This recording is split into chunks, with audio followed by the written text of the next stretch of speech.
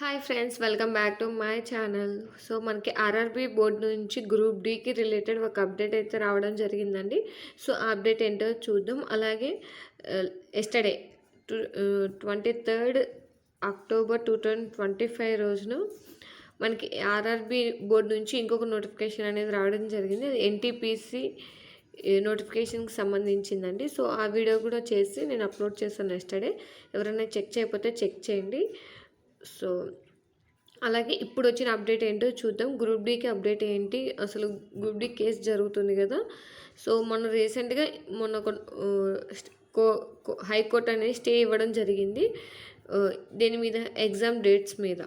Okay, exam date RRB board వాళ్ళు exam dates release చేశారని చెప్పేసి ఆ డేట్స్ మీద స్టే అనేది ఇవ్వడం జరిగింది హైకోర్టు అనేది.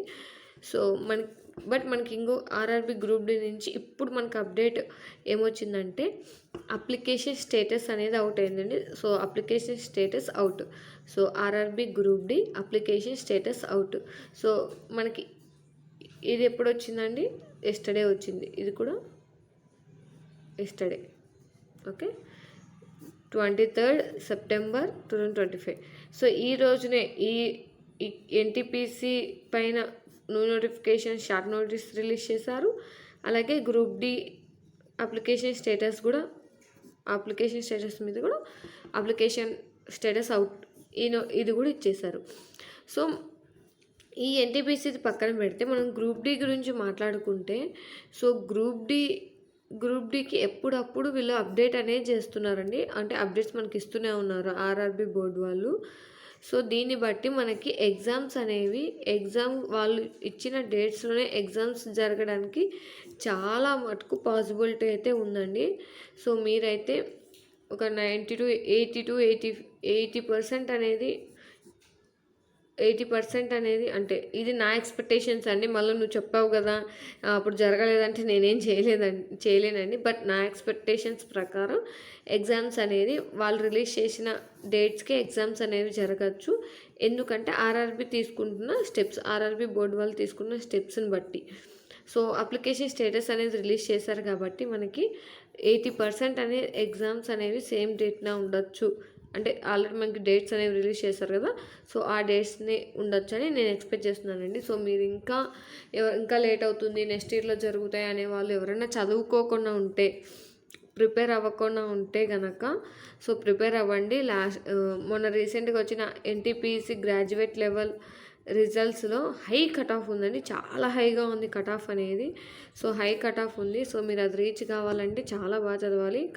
సో ప్రిపరేషన్ అనేది కంటిన్యూ చేయండి. కంపల్సరీ మీరు అనేది జాబ్ అనేది కొడతారు. సో చాలా హై ఉందండి సో దాన్ని బట్టి మీ ప్రిపరేషన్ అనేది కంటిన్యూ చేయండి. సో ఇప్పుడైతే మనం అసలు ఈ అప్లికేషన్ స్టేటస్ ఎలా చూసుకోవాలి అనే దానిలోకి వెళ్ళిపోదాం. So application status out. Application accept అయిందా ఆర్ రిజెక్ట్ అయిందా? కొంతమందివి ఎందుకు రిజెక్ట్ అవుతాయంటే, ఇప్పుడు మనకి ఫోటో పెట్టమంటారండి. ఆ ఫోటో చేయమంటారు కదా, ఆ ఫోటో సరిగ్గా లేకపోవడం వల్ల కానీ, దాంట్లో స్పెట్స్ పెట్టుకొని ఉండడం వల్ల కానీ, సో ఇలాంటి వాటి వల్ల కూడా అప్లికేషన్ అనేది రిజెక్ట్ అవుతుంది. సో మీకు అక్కడ మెన్షన్ చేస్తారు మీ అప్లికేషన్ ఎందుకు రిజెక్ట్, ఇన్ కేస్ రిజెక్ట్ కనుక అయితే ఎందుకు రిజెక్ట్ అయిందని చెప్పేసి మీకు మెన్షన్ చేస్తారు. ఓకేనా? సో అది ఎలా చెక్ చేసుకోవాలి, how to check application status ఎలా అంటే, నేను టెలిగ్రామ్ ఛానల్లో ఒక లింక్ ఇస్తానండి. సో మిమ్మల్ని అది ఆ లింక్ అనేది మిమ్మల్ని డైరెక్ట్గా ఆర్ఆర్బి సైట్ ఓపెన్ అవుతుంది. ఆ లింక్ మీద క్లిక్ చేస్తే ఆర్ఆర్బి సైట్లోకి తీసుకెళ్ళిపోతుంది. ఈ లింక్ మన టెలిగ్రామ్ ఛానల్లో ఇస్తానండి. సో టెలిగ్రామ్ ఛానల్ లింక్ ఎక్కడ ఉందంటే ఈ వీడియో డిస్క్రిప్షన్లో ఉంటుంది. సో అక్కడ నుంచి మన టెలిగ్రామ్ ఛానల్లో జాయిన్ అవ్వచ్చు. ఇలాంటి ఏమన్నా నోటిఫికేషన్స్ కానీ ఇలాంటివి నేను లింక్స్ కానీ అక్కడ పోస్ట్ చేస్తూ ఉంటాను. ఓకేనా? సో ఆర్ఆర్బి సైట్ ఓపెన్ అవుతుంది.